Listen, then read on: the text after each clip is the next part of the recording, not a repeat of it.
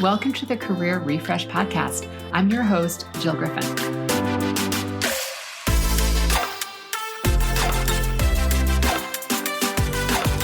I'm a former media and marketing executive turned career strategist and executive coach. I spent my career working my way up and through the ranks of global organizations and startups, and today I show others how to do the same. Join me each week as we discuss the strategies and actionable steps to leverage your strengths, increase your confidence, and develop your career well-being. Ready? Let's do it.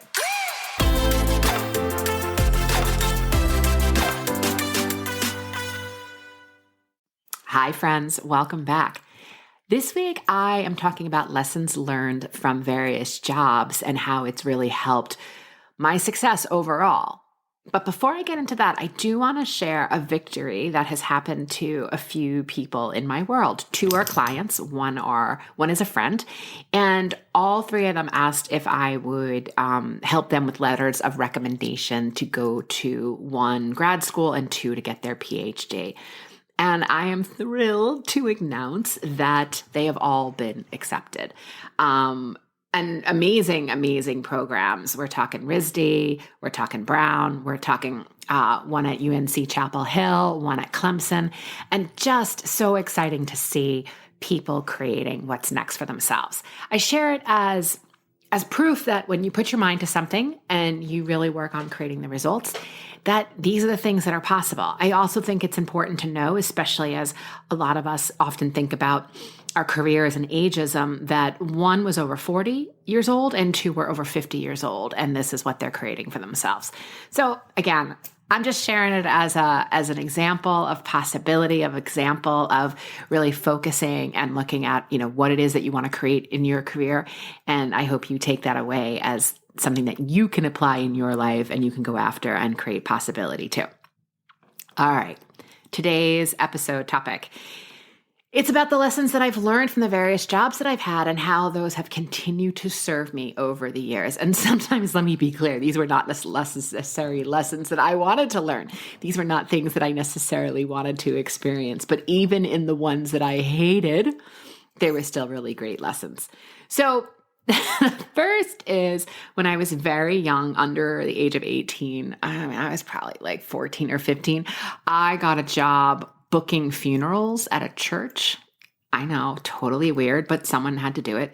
And at first I was just like, all right, what's the big deal? You just do intake. And then in time, you're doing intake, but often at times you're talking to the families. And it really gave me great pause and listening with empathy and compassion. And as I've said before, compassion to me is empathy in action, which means that, we can feel for the other person and what they're going through, but compassion comes in where you actually put those feelings and into action and to drive change and results.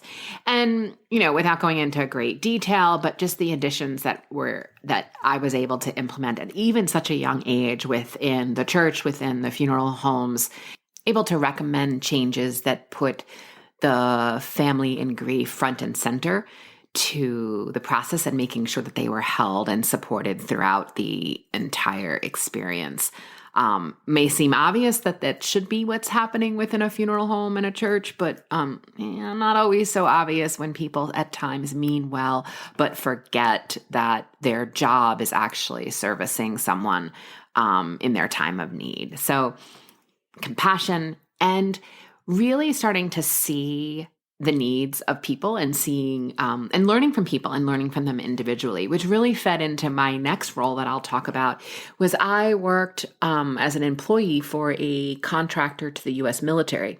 And part of the work there was to create large scale marketing programs, blending brands. So it might be a supermarket brand or a national brand along with something that perhaps you'd get at Walmart. So you're taking a brand name chicken and you're taking a condiment and you're creating a recipe and experience for various family members so that they're able to get discounts and also taste the food. If you've ever gone to any of the big box stores and, especially like a Costco or a Sam's Club, that sometimes that there's someone who's there serving food and giving you a sample of the foods that you're actually bringing it.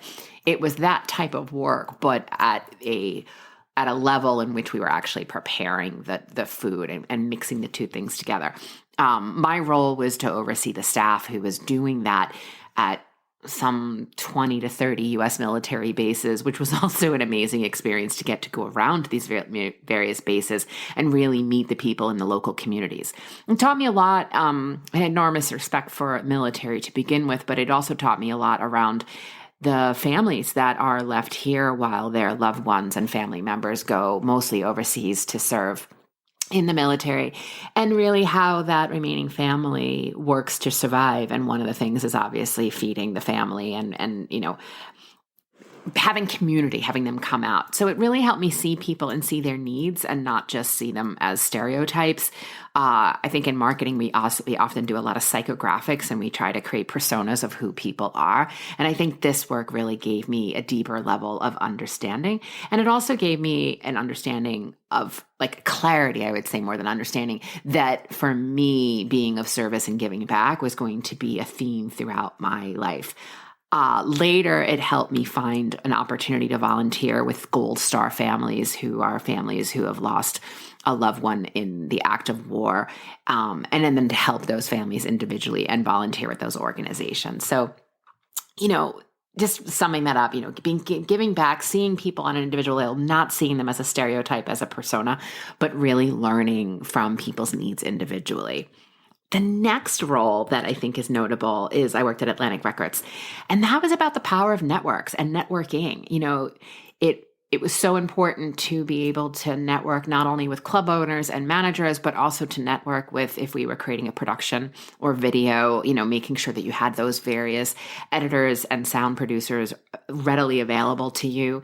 And that power of knowing that you were going to do favors for people, and that if you last minute had a gig that needed to be recorded or something that needed to be done, you also had that power of network and networking, which was vital and still is vital in our careers, right? The other thing that it taught me was, I would say, the skill of equality, where you're working with celebrities and you're seeing people who are topping the charts each week, and they're sitting in the conference room with you. And this idea that, talent is treated with respect, but so is everybody else in the organization. So is everybody else that was working and servicing the account. And I think where it was really amazing is the man that I worked for made sure that everybody was equally treated, but it was also, I remember there was one night where I was working late. I mean, it's the record industry, right? So I walked down the hall to get myself a Diet Coke, and I'm putting coins into the machine, and I turn and it's Tori Amos, and she's standing in the kitchen and she's short change. And I'm probably 22, 23 years old. And just that power of equality and being able to talk to her as a human. She was lovely, by the way. Had some extra change, gave it to her. She was, forever grateful. So she could grab her Diet Coke and go back to her meeting that she was having down the hall.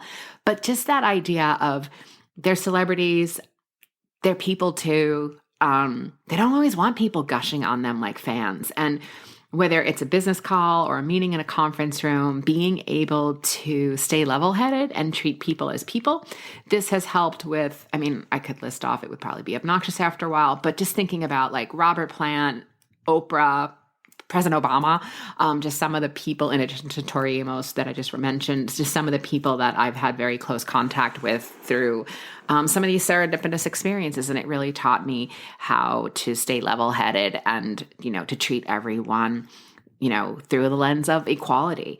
The next thing that I would say that I learned, which I'll tell you, I hated it. I didn't hate the job, but I hated the task, was the understanding that the power of data, the intersection of data, insight, strategy, and where it all came together. And I worked in a role that was within a media company. And in my early days, it was in media operations. And my boss at the time said that systems go down and you have to know how to work when a system goes down, or if a system, inadvertently pulls in the wrong data feed, that you're able to notice the error. So for a week, I had to do all of the data reporting, which was taking in all of the advertising dollars spent on about 10 different networks, taking in all of the data we received, which at the time was mostly through 800 numbers, like people ordering things in call data, and overlaying the advertising, the network, when the show actually ran, and the call data, and then seeing what insights came out of. And it was how we were able to tell if a particular show was performing well against an audience, because the commercial that ran in that show drove a lot of sales or a lot of revenue. So seeing patterns in data, seeing trends, kind of, when I look at it now, it kind of feels a little bit extra intuitive of how fast I was able to really zone in and see data. It also has helped me, going back to both networking and in seeing data, it's also helped me to have enormous understanding of the role that our various colleagues in data science, behavioral science, and in research play, right? Sometimes if we're in the marketing or the more consumer side of things, the more brand side of things, that may be an area where we know it feeds into what we're doing, but we don't necessarily understand. It gave me an enormous understanding, and how quickly I befriended and loved on my various research colleagues, and really that power of data to tell a story. Which goes into the next role that I had, a role as a content lead in one of the world's largest content agencies, and the power of storytelling and how to use a product to move a narrative forward, which of course today helps so many of my clients that I work with, in which they are the product because they are potentially putting themselves up for promotion or they're getting a new job, and how often when we are marketers, it's really hard to market ourselves. So having that power of storytelling and teaching them how to tell a story a different way based on the data inputs, and that way, meaning their resume, that was really, really, did not realize how pivotal and impactful that idea of knowing how to tell a story from different angles was going to be, so instrumental to both my own career and to the people that I serve. And then I think, that also the other side of that role, which was incredibly phenomenal, is like where you can use both creativity and negotiation skills, and to create what's not for sale, to create something from scratch, which within media and advertising, and again, working with major networks, wasn't common. And when you're creating something that's not there, you're giving an opportunity for your client, which is the brand owner, to have a different type of conversation with a potential buyer. And I think also that negotiation skills is learning how, yes, there are things that you want, but the person that you're negotiating with needs a win too. Because if it's all your win, then it feels like someone's being taken advantage of, not necessarily a negotiation or an equal win. You want to create an experience where both parties feel like they're getting a win. I had an experience where I was negotiating with a major media company, and my client was really driving the cost and wanting the cost to come in at a certain number. And just having a really open conversation with my partner at the media company, who said, like, Jill, I could give it to you for that number, but you're going to get no extras. There'll be no customer service. There'll be no pivots if things go wrong. You've cut so into my profit that I can't afford to run this piece of business. So if you just want to run it as is and like no alterations, no nothing, sure, we can do it. That was really, really vital to understand in the negotiation. Again, I was young and trying to learn as I was going, but bringing that information back to my client, where my client didn't want the media vendor to not have a win. That's not a good way of creating a relationship, but understanding the economics better then helped us in the negotiation. So creating that mutual win, someone's not going to want to continue to do business with you if every time they do, you win and they lose. Next lesson came from getting laid off. The first time I was laid off, high risk, high reward. It happens within media, marketing, tech. And it was pretty devastating. I was like, wait, what? I've always been a top performer, but the entire department was laid off, and it was what it was. What I learned, though, about myself was the power of resiliency, grit, the power of building a reputation on excellence, the understanding of the role that mindset plays in what you do next, right? You need to feel, you need to grieve if you need to grieve, you need to figure out what's next, but the idea of deciding like, okay, you're up, what are you going to do about it? And really having my own back, which was so, so important. And again, the power of networking, which also, I think, also brings me into starting my own business. April of 2023 is 6 years of being an independent worker and having started my own business. And all of these lessons have definitely played out as true. And all of these skills that I've learned have come into my own business in ways that I did not realize. I had a lot of success in my business very quickly. And a lot of people were like, wow, within 6 months, you're already up to speed and you're already bringing in that kind of 6-figure revenue and what's happening. And it's like, yeah, one could look at it as 6 months. One could also look at it as 30 years of excellence, of learning, pivoting, understanding how to up-level your mind. And in order to create your own business or your own project or to go for the promotion, whatever the thing is, you have to upscale your brain. And that is through mindset work and constantly asking yourself what's possible and really thinking about the future you and what would the future you say and what would the future you tell you today what to do. And all of that was so invaluable in ways that I just never knew was going to help me really be successful. So the next thing that I'll share is where you judge a book by the cover, and this was also not one of my favorite experiences. But I worked at a digital health startup, and I thought, gosh, this is aligned with my values, and it was mission driven, and it while the CEO was outstanding, it was an organization of mean girls, bad behavior, tech bros, fedoras, yurts, crazy town, totally crazy town. Other people at other levels of leadership felt very trapped. There was sort of this ecosystem that it was too fragile. The fear of what happens a lot in startups where in order to make these change, there's too many things that will break, so we can't make the change. And I eventually left. But that idea of thinking that just because something was mission driven, that it was going to be aligned to my values. And it wasn't. The mission was absolutely aligned to my values. There were absolutely people there that we had shared values, but that just because something is nonprofit or mission driven doesn't mean that it is strategic, innovative, collaborative, or respectful. What I find that happens a lot, and I hear this through many clients that I work with too, is in some of these newer startups or mission-driven startups that because they don't have budgets, they end up getting people that are either inexperienced or unqualified.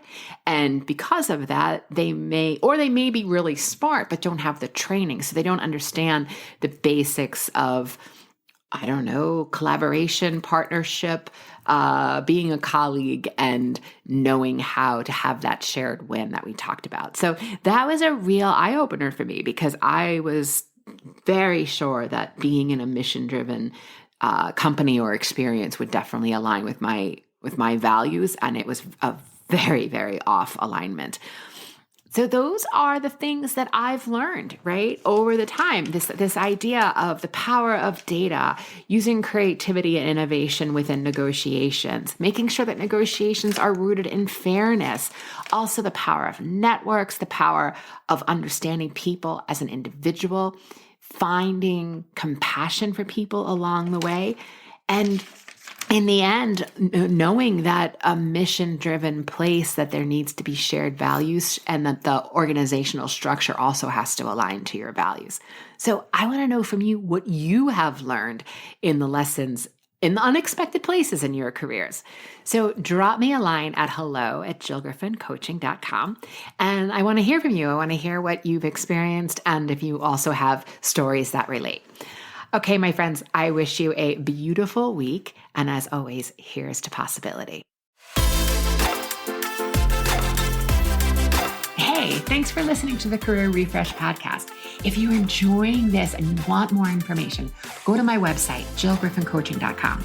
There you can find information on how to work with me one-on-one or my group programs, or even bring me into your workplace. I'll put the link to my website in the show notes. But hey, listen, before you go, do me a favor, rate and review this podcast because it definitely helps me get the word out to people everywhere so that they can also thrive in the workplace. All right, friends, I appreciate you. I'll see you soon.